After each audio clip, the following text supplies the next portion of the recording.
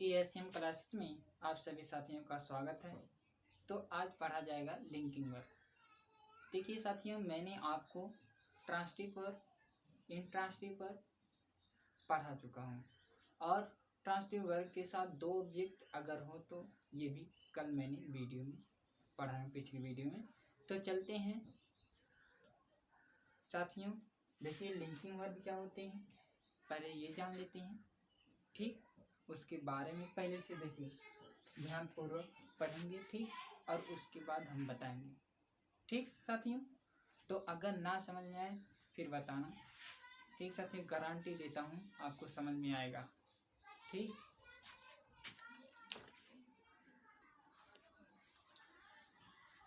तो देखिए साथियों, पहले जान लेते हैं लिंकिंग वर्ब में होता क्या है। लिंकिंग मैंने लिखा, वर्ब लिखा, तो लिंकिंग वर्ब में होता है संयोजक क्रिया। लिंकिंग वर्ब में क्या होता है? संयोजक क्रिया। अब आप साथियों ये सोच रहे हैं कि संयोजक क्रिया होते क्या है। ठीक, तो अब इसे देखिए समझते हैं, इसे मिटा देते हैं।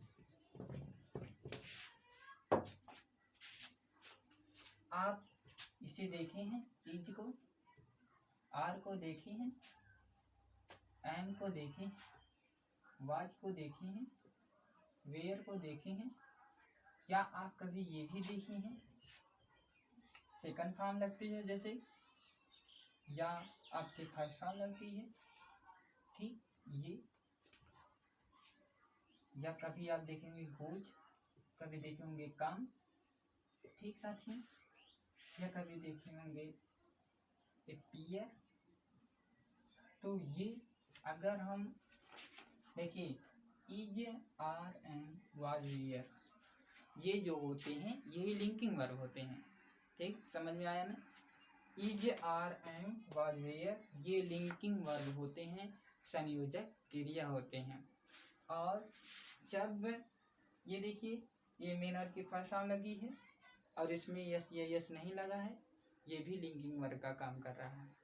लेकिन अब उसके बाद यहाँ देखिए साथियों, मेन वर्ब में ई एस लगा है, ये भी लिंकिंग वर्ब का काम कर रहा है।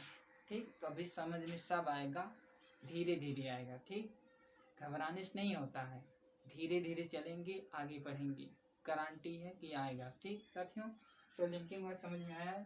जो ई, जे, आर, एम, वाज, वेयर का हम सब प्रयोग करते हैं इत्यादि इसी प्रकार होते हैं आपके, जो प्रयोग करते हैं वही आपके क्या होते हैं? लिंकिंग वर्ब होते हैं। ठीक, तो इसे मिटा दें, समझ में आया होगा। तो देखिए पहले कहा जा रहा है ध्यानपूर्वक पढ़ें, जब तक हम पढ़ेंगे नहीं तब तक समझ में नहीं आएगा। अब देखिए ये सबसे पहले देखते हैं कि इस वाक्य को पढ़ते हैं, अश्विनी महेश्वरी एक शिक्षक है। तो इस वाक्य को पढ़ने से ये पता चला कि ये आपका प्रेजेंट टेंस है, ना कि सिंपल प्रेजेंट। ठीक, तो प्रेजेंट टेंस है, तो प्रेजेंट टेंस में अब ये देखेंगे सेंटेंस कौन है। ये आपका अफर्मेटिव सेंटेंस है, क्योंकि यहाँ पूर्ण विराम है और वाक्य में नहीं नहीं है। कहीं इस वाक्य में नहीं है, ये वाला नहीं है ना, तो ये नहीं है, तो इसका मतलब ये अफर्मेटिव सेंटेंस है। ठीक साथियों, तो आगे चलते हैं। अफर्मेटिव सेंटेंस में आप जानते हैं कि कर्ता सबसे पहले होते हैं। देखिए यहाँ क्या है कर्ता में, अश्विनी महेश्वरी, तो अश्विनी महेश्वरी।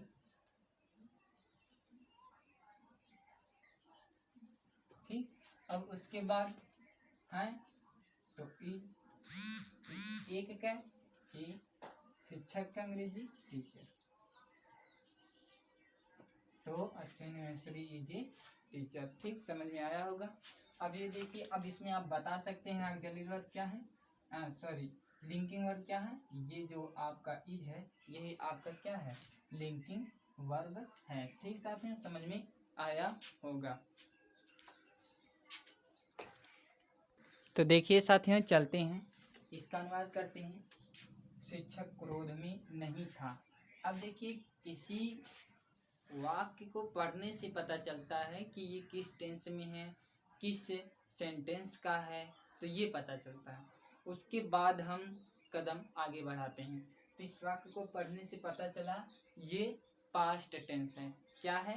पास्ट टेंस है। कैसे पता चला? क्वेश्चन आ रहा है ना कि कैसे पता चला, क्योंकि इस वाक्य के अंत में क्या है? था है, तो पास्ट हुआ है कि नहीं। और इसमें कहीं ता, ती, ते, ई, उ आया ना? नहीं आया ना, तो इसका मतलब ये सिर्फ क्या है? पास्ट टेंस है। ठीक, अब पास्ट टेंस में देखेंगे कौन सा सेंटेंस है। पहले देखें यहाँ अंत में क्या है? पूर्ण विराम है, तो पूर्ण विराम रहता है तो इससे पता चला कि हो सकता अफर्मेटिव सेंटेंस हो, लेकिन नहीं। यहाँ इस वाक्य में क्या है? नहीं है। जब वाक्य के अंत में पूर्ण विराम हो और वाक्य में क्या रहे? नहीं रहे, तो वो आपका निगेटिव सेंटेंस होता है। समझ में आया ना? जब वाक्य के अंत में पूर्ण विराम और वाक्य में क्या रहे? नहीं रहे, तो आपका वो निगेटिव सेंटेंस होता है। और साथियों एक अच्छी बात है, निगेटिव सेंटेंस में भी कर्ता सबसे पहले होते हैं। अब इस वाक्य में आप देख रहे हैं जो शिक्षक है यही आपका क्या है? कर्ता है। तो आप जानते हैं कि पास्ट टेंस में कर्ता सबसे पहले लिखते हैं, और आप जानते हैं अफर्मेटिव सेंटेंस हो या निगेटिव सेंटेंस हो, कर्ता उसमें सबसे पहले लिखते हैं ना साथियों, टेंस के अनुसार। ठीक, तो चलते हैं इसमें आपको पता चल, आप बता सकते हैं कि कर्ता कौन है? कर्ता इसमें कौन है? शिक्षक कर्ता है। तो इसका अनुवाद देखिए करते हैं।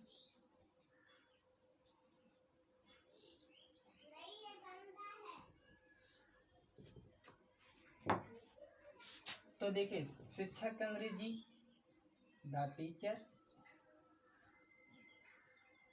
अब देखिए था का अंग्रेजी वाज, नहीं का अंग्रेजी नॉट। ठीक साथियों, और क्रोध का अंग्रेजी एंग्री।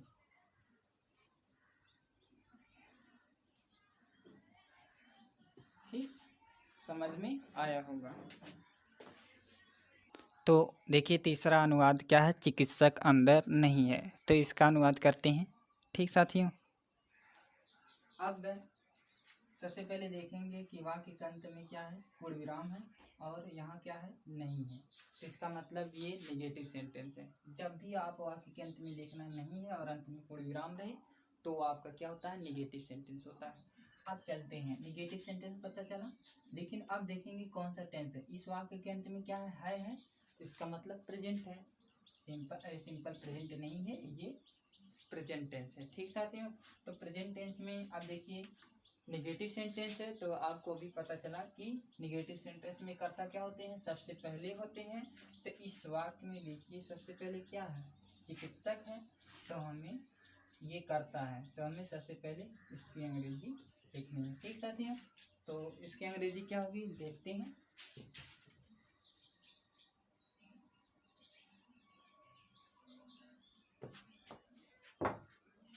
तो देखिए चिकित्सक का अंग्रेजी आप जानते हैं द डॉक्टर।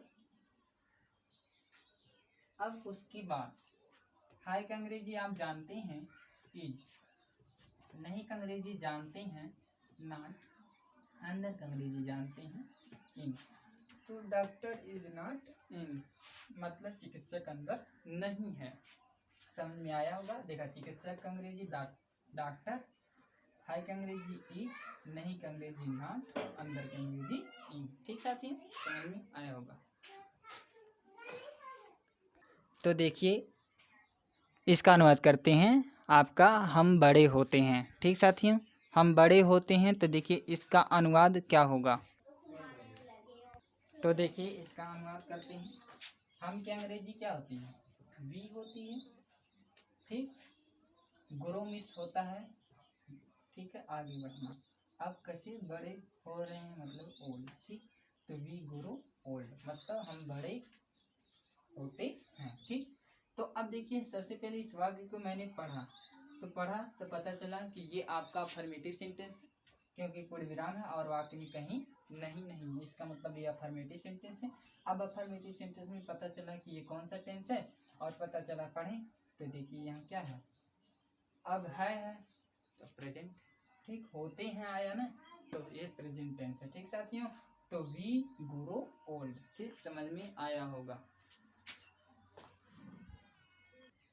तो देखिए इसका अनुवाद करते हैं। हम लोगों का डर गलत निकला। ठीक, तो इसका अनुवाद देखिए, हम लोगों का, तो आवर, ठीक, डर की अंग्रेजी होती फियर से। ठीक, अब उसके बाद केम रन। ठीक, यहाँ हाथ से कर लीजिए, चलो कोई बात नहीं। तो आवर फियर्स केम रन। ठीक, समझ में आया होगा। तो इसका स्क्रीनशॉट ले लीजिए, आगे चलते हैं। तो देखिए साथियों, नोट में चलते हैं। तो देखिए क्या आपके नोट में है। आप इज टेंस में का प्रयोग करते हैं, आर का प्रयोग करते हैं, एम का प्रयोग करते हैं, वाज का प्रयोग करते हैं, वेयर का प्रयोग करते हैं, हैज का प्रयोग करते हैं, हैड का प्रयोग करते हैं, हैव का प्रयोग करते हैं आदि। ठीक साथियों, ये सब क्या है,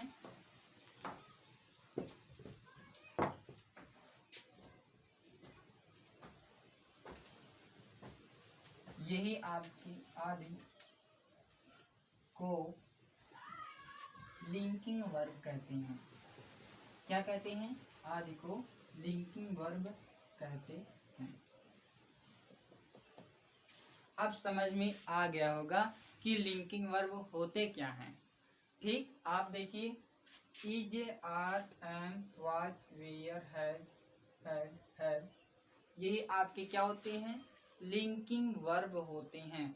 लेकिन साथियों ऑक्सिलरी वर्ब में अब पता चलेगा कि ऑक्सिलरी वर्ब कैसे होते हैं, ये भी पता चल जाएगा। ठीक, कोई दिक्कत नहीं होगी साथियों, मैं गारंटी देता हूँ। तो देखिए साथियों, नोट में